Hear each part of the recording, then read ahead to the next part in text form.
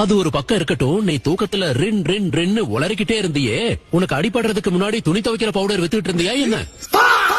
சில சமயம் நீ முட்டாள் முட்டாள் முட்டாள்னு சொல்லிட்டு இருந்த, அதுவும் முட்டாள் ககாஷின்னு சொன்ன.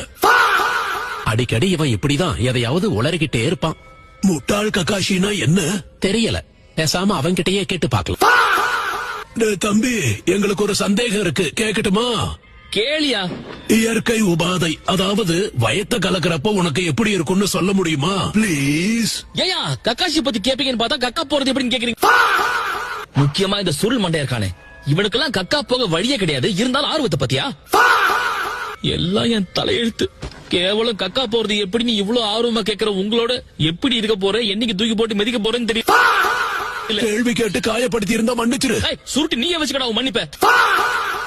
ஐயோ, இவனுக்கு 2 பேரோட சேர்ந்து நான் என்னைக்கு பைத்தியம் முடிச்சு ஓட போறேன்னு தெரியலையே.